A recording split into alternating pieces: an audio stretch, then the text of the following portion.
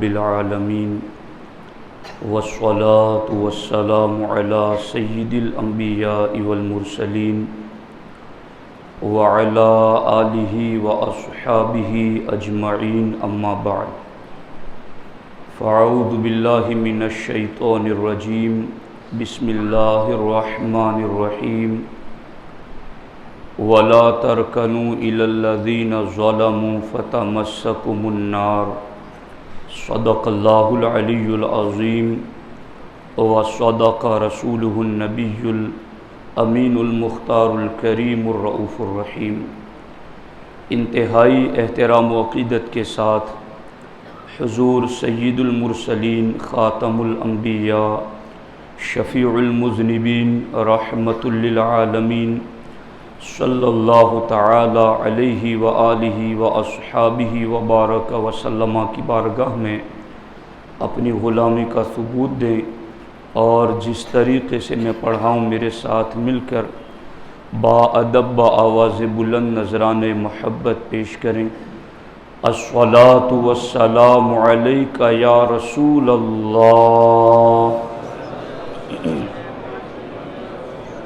الصلاۃ والسلام علیک یا حبیب اللہ، الصلاۃ والسلام علیک یا نبی اللہ، وعلی آلک واصحابک یا نور اللہ، صلی اللہ تعالی علیہ وسلم۔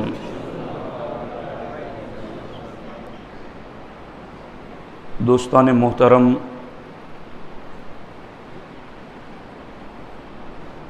موجودہ حالات میں غیر اسلامک تہواروں کے حوالے سے کچھ قرآن و سنت کی روشنی میں آپ کی خدمت میں عرض کرنا چاہتا ہوں۔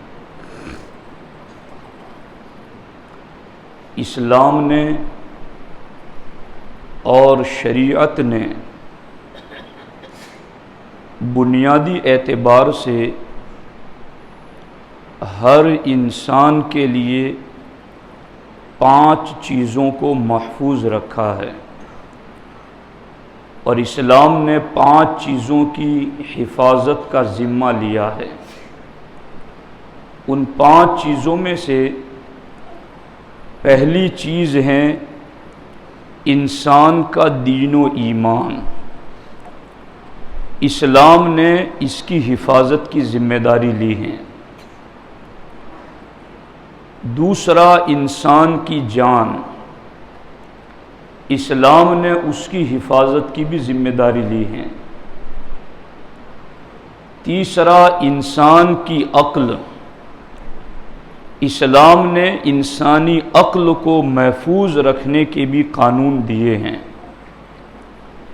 چوتھی چیز ہے انسان کی عزت اور آبرو، اسلام نے اس کی حفاظت کے بھی بنیادی دستور اور قوانین عطا فرمائے ہیں۔ اور پانچویں چیز ہے انسان کا مال، اسلام نے اس کی حفاظت کے بھی دستور عطا فرمائے ہیں۔ انسانی زندگی میں جو کچھ بگاڑ اور فساد پیدا ہوتا ہے وہ ان 5 چیزوں میں سے کسی ایک چیز کو پروٹیکشن نہ ملنے کی وجہ سے۔ اگر کسی کے دین کی حفاظت نہیں ہوتی، کسی کی جان کی حفاظت نہیں ہوتی، کسی کی عقل کی حفاظت نہیں ہوتی، کسی کے مال اور عزت کی حفاظت نہیں ہوتی، تو اس معاشرے کے اندر فساد اور بگاڑ پیدا ہوتا ہے۔ ان 5 چیزوں میں سے کسی ایک چیز پر بھی اگر کوئی ہاتھ ڈالے تو انسانی معاشرہ تہس نہس ہو جاتا ہے۔ یعنی آپ اس کو خود غور کیجئے کہ یہ 5 چیزیں کتنی بنیادی ہیں۔ انسان کا دین، اس کی جان، اس کی عقل، اس کا مال اور اس کی عزت، ان 5 چیزوں کو حفاظت دینا اور پروٹیکشن دینا یہ پورے دین کی اصل اور بنیاد ہے۔ پورا دین اور پوری شریعت اگر آپ پڑھ جائیں تو آپ کو پوری شریعت انسان کی ان 5 چیزوں کو پروٹیکشن دیتی ہوئی نظر آئے گی۔ پورا اسلام کی ساری تعلیمات، قرآن و سنت، فقہ کے سارے احکامات ان 5 چیزوں کے ارد گرد پہرا دے رہے ہیں، کیونکہ ان میں سے کسی ایک کے بارے میں نقصان ہو جائے تو انسانی معاشرہ بے اطمینانی، بے قراری اور فساد کی طرف چلا جاتا ہے۔ تو اسلام نے بنیادی اعتبار سے ان 5 چیزوں کے ارد گرد حفاظت کا حصار یعنی دیوار کھڑی کر دی ہیں۔ اور ان 5 چیزوں کو اسلام نے کیسے محفوظ رکھا ہے، توجہ سے سننا۔ پہلی چیز ہے انسان کی جان۔ تو اسلام کہتا ہے کہ یا ایھا الذین آمنوا کتب علیکم القصاص فی القتلی، کہ اے ایمان والو اگر تم کسی کو قتل کرو گے تو بدلے میں تمہیں قتل کر دیا جائے گا۔ یہ اسلامی شریعت ہو تو یہ حکم ہے بادشاہ اسلام کو۔ اور قرآن میں کہا گیا وَلَكُمْ فِي الْقِصَاصِ حَيَاتٌ، کہ یہ کسی کی جان کو کوئی قتل کر دے اور بادشاہ اسلام اس قصاص میں قاتل کو قتل کر دے تو اسی میں انسانوں کی زندگی ہے، تاکہ کسی دوسری جان کو ہلکا نہ جانا جائے اور کوئی عام طور پر چلتے پھرتے کسی کو قتل نہ کر دے۔ تو اسلام نے یہ کڑی سزا رکھ کر کے انسان کی جان کو پروٹیکشن دیا ہے۔ اور دوسری چیز ہے انسان کا نسب۔ یہ 5 چیزیں ہیں، اس میں ایک نسب کی بھی اسلام نے حفاظت کا بنیادی اصول رکھا ہے۔ ایمان، جان، مال، عزت اور نسب، یہ 5 چیزیں ہیں۔ نسب کی حفاظت کے لیے اسلام نے نکاح کا طریقہ رکھا ہے کہ نکاح کے ذریعہ نسب کو محفوظ رکھا جائے۔ اور پھر نسب میں کفو کے قوانین، جو ایک الگ مستقل چیپٹر ہیں، کہ لڑکی کے ہم پلہ ہونا چاہیے لڑکا نسب کے اعتبار سے۔ تو یہ نسب کے تحفظ کے لیے اسلام نے نکاح کا طریقہ رکھا ہے۔ اور تیسری چیز ہے انسان کی عزت کی حفاظت۔ تو عزت کی حفاظت کے لیے اسلام نے زنا کو بھی حرام قرار دیا اور تہمت اور بہتان کو بھی اسلام نے حرام قرار دیا۔ اور صرف حرام نہیں قرار دیا بلکہ اسلام نے انسان کی عزت کی حفاظت کے لیے اگر زنا کرنے والا بغیر شادی شدہ ہے تو قرآن کہتا ہے فَجْلِدُوا كُلَّ وَاحِدٍ مِّنْهُمَا مِئَةَ جَلْدَةٍ، تو لڑکا لڑکی دونوں میں سے ہر ایک کو 100 کوڑے مارے جائیں۔ اور اگر شادی شدہ ہے اور وہ زنا کر رہا ہے تو چونکہ زنا کے ذریعہ نسب کی بھی حفاظت نہیں ہو پاتی اور زنا کے ذریعہ عزت و آبرو کی بھی حفاظت نہیں ہو پاتی، تو اسلام نے نسب کی حفاظت کے لیے اور اسلام نے عزت کی حفاظت کے لیے زانی غیر شادی شدہ کو 100 کوڑوں کی سزا رکھی، اور شادی شدہ ہے تو اس کو سنگسار کرنے کی سزا رکھی کہ اس کو چوراہے پر نکال کر کھلے عام اتنے پتھر برسائے جائے کہ اس کی جان نکل جائے۔ اور دوسری طرف عزت کی حفاظت کے لیے اگر کوئی کسی پر تہمت لگا دیتا ہے، بہتان لگا دیتا ہے، تو قرآن کہتا ہے والذین یرمون المحصنات ثم لم یأتوا بأربعة شہداء فجلدوہم 80 جلدہ۔ قرآن کہتا ہے جو لوگ بہتان لگاتے ہیں پاک دامن عورتوں پر، ثم لم یاتوا باربعۃ شہداء، پھر اس لگائے ہوئے الزام پر 4 گواہ نہ لائیں، فجلدوہم 80 جلدۃ، تو ان کو 80 کوڑے مارے جائیں، تاکہ یہ بہتان اور پاک دامن لوگوں پر عیب لگانے سے جو عزت مجروح ہوتی ہے اس کی حفاظت کی جا سکے۔ اور پھر قرآن نے کہا کہ اس طریقے سے نسب کی حفاظت کے لیے نکاح رکھا، نسب کی حفاظت کے لیے زانی اور زانیہ کے لیے کڑی سزا رکھی، اور عزت اور آبرو کی حفاظت کے لیے اسلام نے بہتان لگانے والے کو 80 کوڑوں کی سزا لگائی۔ اسی طریقے سے آپ اور آگے چلیں تو عقل کی حفاظت، جان کی حفاظت کا میں نے قرآن کا حفاظت کا اصول پیش کر دیا، نسب کی حفاظت کا بھی قرآنی اصول پیش کر دیا، عزت کی حفاظت کا بھی قرآنی اصول پیش کر دیا۔ اب چوتھی چیز ہے عقل، عقل کی حفاظت۔ تو عقل کی حفاظت کے لیے اسلام نے جتنی بھی چیزیں انسان کی عقل کو ڈیمیج کر سکتی ہیں، اسلام نے ان ساری چیزوں کو حرام قرار دے دیا۔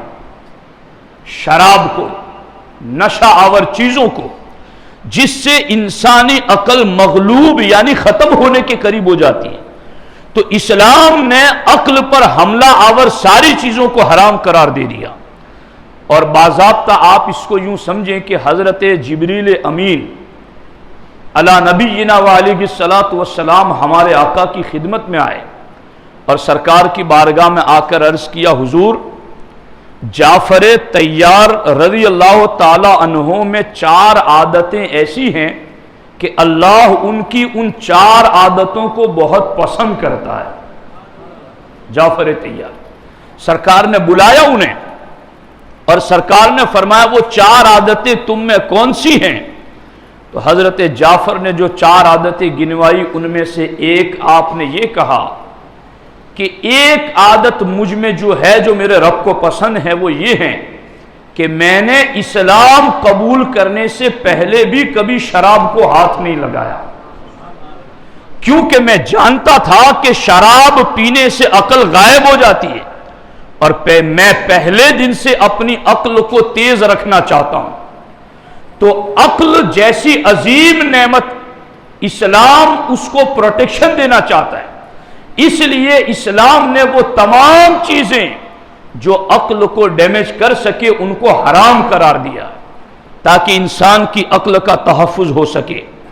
اور اس کے آگے انسان کے مال کا معاملہ ہے تو اسلام نے کہا کہ حلال کماؤ، حرام سے بچو، اور اگر کوئی حلال سے کمائے ہوئے پر ہاتھ ڈالتا ہے، چوری کرتا ہے، تو قرآن کہتا ہے وَالسَّارِقُ وَالسَّارِقَةُ فَاقْطَعُوا أَيْدِيَهُمَا جَزَاءً بِمَا كَسَبَا، کہ چور اور چورنی اگر وہ چوری کرتے ہیں تو ایک مخصوص چوری کی مقدار سے زیادہ اگر وہ چوری کرتے ہیں 10 درہم سے زیادہ، تو شریعت کا حکم ہے کہ ان کے ہاتھ کاٹ دو تاکہ انسان کے مال کی حفاظت ہو سکے، اس کی جائیداد کو تحفظ دیا جا سکے۔ تو اب آپ دیکھیں کہ انسان کی جان کی حفاظت کے لیے بھی اسلام نے قانون دیا، انسان کے نسب کی حفاظت کے لیے بھی قانون دیا، انسان کی عزت و آبرو کی حفاظت کے لیے بھی قانون دیا، انسان کے مال کی حفاظت کے لیے بھی قانون دیا، اور انسان کی عقل کی حفاظت کے لیے بھی قانون دیا۔ اور ان ساری چیزوں میں سب سے بڑی چیز ہے انسان کا دین و ایمان۔ تو اسلام نے کہا اگر کوئی اسلام قبول کر کے مرتد ہو جائے تو اسے قتل کر دو، تاکہ اس سب سے بڑی نعمت جو اس کو مل گئی ہے اس کی حفاظت کی جا سکے، اس کے دین کو بچایا جا سکے۔ تو یہ جو چیزیں میں نے 6 آپ کی خدمت میں عرض کی ہیں، یہ بہت بنیادی کتابیں جو عام طور پر تقریروں میں آپ کو سننے کو نہیں ملے گی، मगर इन्हीं 5-6 चीजों के इर्द गिर्द पूरा दीन पहरा दे रहा है कि कहीं तो दीन का कानून ईमान की हिफाजत के लिए है, कहीं तो दीन का कानून जान और माल की हिफाजत के लिए है, कहीं तो कानून इज्जत और आबरू और नसब की हिफाजत के लिए है, और कहीं तो कानून इंसान की अक्ल की हिफाजत के लिए है। पूरा इस्लाम इन 5 चीजों को प्रोटेक्शन दे करके इन पर हिफाजत का पहरा दे रहा है। लेकिन यहां मैं आपको बताऊं कि जितने भी गैर इस्लामिक त्यौहार हैं, आप उन सारों के ऊपर गौर कर लीजिए तो उन सारों में आपको नजर आएगा कि कहीं तो अगर मुसलमान उसमें शरीक हो गया तो उसकी सबसे बड़ी नेमत ईमान ही छिन गई। कहीं कोई इंसान उसकी तरफ गया तो कहीं डूब के मर गया तो कहीं जल के मर गया, यानी जान वहां पर। कहीं रास्ता चलते हुए किसी दौड़े और धागे से किसी का गला कट गया, कई परिंदे मर गए। कल रात को मैं जब मुताला कर रहा था तो चारों तरफ पटाखों की इतनी आवाजें मुस्लिम माशरे में, और मैं ये समझ रहा हूं कि ये जो जानवरों की हुकूक की बात करते हैं, क्या ये पूरी रात पटाखे फूटने से जानवरों की नींदें खराब नहीं होती? क्या ये परिंदे बेचैन नहीं होते? नबी ये रहमतुल लिल आलमीन सल्लल्लाहु अलैहि वसल्लम ने तो यहां तक हुक्म दिया है कि जानवरों का शिकार करना है तो दिन में करो, रात मत करो। तो ये एक तो पटाखे फोड़ना या इस तरह की दीगर सारी रसूमात, इसमें माल का जिया भी है, जिस माल की हिफाजत पर इस्लाम पहरा दे रहा है। तो एक तो माल का जाये करना है, दूसरी तरफ इंसानी आबादी को कभी कभी आग में झोंक देना भी है। तो लोगों की जान भी जाती है, लोगों का माल भी जाता है। और फिर मैं देख रहा हूं कि कई अपने राजकारण को बचाने के लिए कई इस तरह के सियासी लीडरान और बदकिस्मती से कई महरूम मजहबी लीडर भी सद्भावना के नाम पर, एकता के नाम पर, वो यकजहती के नाम पर कहीं दिए जला रहे हैं तो कहीं मूर्तियों की निकले हुए जुलूस पर वो हार लेकर जा रहे हैं। और आज अगर इनको न रोका गया तो कल ये एक तहजीब बन जाएगी और लोग कहेंगे ये तो कल्चर है मौलाना, हमें रहना है साथ में तो हमें यूं करना पड़ेगा। मैं ये कह रहा हूं, फिर कल जाकर के कोई आलिमे दीन उन्हें शरीयत का हुक्म सुनाएगा तो फिर ये उठ खड़े होंगे और कहेंगे कि ये मौलवियों का तो काम ही है फतवे सुनाना। हम ये नहीं कहते कि किसी गैर मुस्लिमों की गर्दनें काटी जाए, माअज़ल्लाह। इस्लाम जुल्म का सख्त मुखालिफ है। इस्लाम कहता है कि कोई किसी की एक जान नाहक कत्ल करेगा तो वो पूरी इंसानियत को कत्ल करने के बराबर गुनाह कर रहा है। हमें किसी पर जुल्म नहीं करना है, मगर अपने घर बैठकर अपना दीनो ईमान तो बचाना है, अपना माल तो बचाना है, अपनी इज्जत तो बचाना है, अपना नसब तो बचाना है। ये जो आज मुस्लिम बेटियां गैरों के साथ उन्हीं घरों की कहानियां हैं जिनको इस्लाम की इज्जत का कानून रास नहीं आया, जिनको इस्लाम के नसब का कानून रास नहीं आया, जिन्होंने इस्लाम नहीं समझी, आज उनकी इज्जतें नीलाम हो गई, पर चले गए। पूरा इस्लाम जान की हिफाजत के लिए, पूरा इस्लाम माल की हिफाजत के लिए, पूरा इस्लाम नसब की हिफाजत के लिए, पूरा इस्लाम मोमिन की इज्जत की हिफाजत के लिए, पूरा इस्लाम मोमिन की अक्ल की हिफाजत के लिए पहरे देकर लगा हुआ है। इस्लाम दीवारें खड़ी करके, और तुम फलांग फलांग के कूद कूद के निकल जाते हो। फिर ये कहते हो कि हमारी इज्जतें नहीं महफूज, हमारी जानें नहीं महफूज, हमारे नसब नहीं महफूज। تو پھر یہ کیسے محفوظ رہ سکے گا؟ جس اسلام نے پہرا دیا ہے اس پہرے میں رہو گے تو جان و مال اور عزت بھی سلامت رہے گی اور تمہارا دین بھی سلامت رہے گا۔ اب یہاں پر میں اس پر تفصیلی گفتگو کا وقت نہیں ہے، مگر اتنی بات میں ضرور عرض کرنا چاہتا ہوں، ہمارے آقا حضور سید المرسلین صلی اللہ علیہ وسلم نے قدم قدم پر یہود و نصارہ، مجوس، مشرکین، ان کے طور طریقوں کی مخالفت کا حکم دیا ہے کہ میرے غلاموں تمہیں ان کے طریقے پر نہیں چلنا۔ اور سرکار فرماتے ترکتکم علی ملۃ بیضاء لیلھا کنہارھا، سرکار فرماتے میں تمہیں ایسا روشن دین دے کر جاتا ہوں جس کی راتوں میں بھی اتنا اجالا ہے جتنا دن میں اجالا ہوتا ہے۔ اس دین میں کہیں اندھیرا ہے؟ کسی کے آگے دامن کیوں پھیلائیں اور کسی کے طور طریقوں کو کیوں اپنائیں جس میں ہمارا ایمان چلا جائے، جس میں ہمارا مال چلا جائے، جس میں ہماری عزتیں چلی جائے، جس میں ہمارے نسب کی حفاظت نہ رہے، جس میں ہماری عقلوں پر پردہ پڑ جائے؟ تو پھر ہمیں اس طرف نہیں جانا ہے، ہمیں اسلام روکتا ہے ان چیزوں سے۔ اور خاص طور پر میں یہ بات عرض کروں گا، حضرت عبداللہ ابن عمر رضی اللہ تعالیٰ عنہ سے روایت ہیں، ہمارے آقا علیہ السلام نے فرمایا خالف المشرکین احف الشوارب واوف اللحیہ، سرکار فرماتے ہیں مشرکین کی مخالفت کرو، یعنی ان کے مذہبی تہواروں میں شریک نہ ہو جاؤ۔ تو سرکار نے فرمایا مونچھوں کو پست کرو اور داڑھی کو بڑھاوا دو، چونکہ مشرکین مونچھیں بڑی رکھتے تھے، داڑیاں نہیں رکھتے تھے۔ سرکار نے فرمایا تم ان کی مخالفت کرو، مونچھیں پست کرو اور داڑھی بڑھا کر کے رکھو۔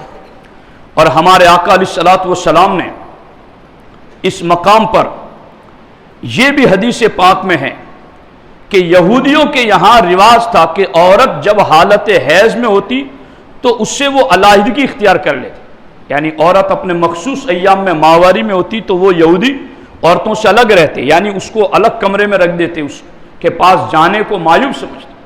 میں کئی جہالت بھرے علاقوں میں نے یہ دیکھا ہے، چونکہ میں گھومتا رہتا ہوں، تو اب میں کن آنسوؤں سے اس پر آنسو بہاؤں کہ کئی اس معاملے کے اندر اپنے مریدوں کے یہاں یہ کہتے ہیں کہ اگر تمہارے گھر میں کوئی ماہواری کے ایام میں تو وہ میرا کھانا نہ بنائے۔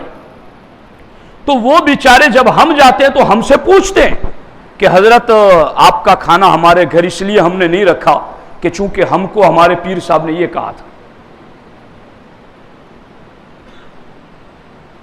پیر تو ہوتا ہی ہے دین بتانے کے لیے، اسے تو کہتے ہی ہے رہبر و رہنما۔ تو اب دیکھو یہ یہود کا طریقہ تھا۔ ہمارے آقا سے پوچھا گیا حضور ہم کیا کریں؟ قرآن کی آیت نازل ہو گئی وَيَسْأَلُونَكَ عَنِ الْمَحِيضِ قُلْ هُوَ أَذًى فَاعْتَزِلُوا النِّسَاءَ فِي الْمَحِيضِ، حیض کے بارے میں پوچھتے ہیں، بس حالت حیض میں بیوی سے قربت نہ کرو، باقی تم قریب بھی رہو۔ اور سرکار نے باضابطہ ماں عائشہ صدیقہ سے کہا اور خواتین سے کہا لیست فی یدک، کہ تمہارے ہاتھ میں حیض نہیں ہے، تمہارا جسم پاک ہے، تم اپنے ہاتھ کے ذریعہ کھانا بنا سکتی ہو، کپڑے دھو سکتی ہو، کسی پاک مرد کے جسم کو چھو بھی سکتی ہو، تو تم ناپاک نہیں ہو جاؤ گی، یا تمہارے اس سے بندہ سامنے والا ناپاک نہیں ہو جائے گا۔ سرکار نے یہاں بھی یہودیوں کی اس طریقے کی مخالفت میں حکم دیا۔ اسی طریقے سے یہودی لوگ موضوع میں مسا کو مکروہ سمجھتے، چونکہ یہودیوں پر بھی نماز تو تھی نا اگلی امت کے اعتبار سے، تو وہ موضوع میں نماز نہیں پڑھتے تھے۔ ہمارے آقا نے فرمایا خالف الیہود، یہودیوں کی مخالفت کرو، فَإِنَّهُمْ لَا يُصَلُّونَ فِي نِعَالِهِمْ وَلَا فِي خِفَافِهِمْ، وہ موزوں میں نماز نہیں پڑھتے۔ میرے صحابہ تم موزے پہن کر نماز پڑھو اور یہودیوں کی مخالفت کرو، ان کے طریقے پر تم نے نہیں چلنا ہے۔ اور اسی طریقے سے بیت المقدس کی طرف سرکار نے رخ کر کے نماز پڑھی، پھر سرکار نے چہرہ پھیر لیا کہ نہیں پھیر لیا؟ اس طرف رخ مت کرو، یہود کی مخالفت کرو، اب میرے جد کریم حضرت ابراہیم کے بنائے ہوئے کعبے کو اپنا قبلہ بنا لو۔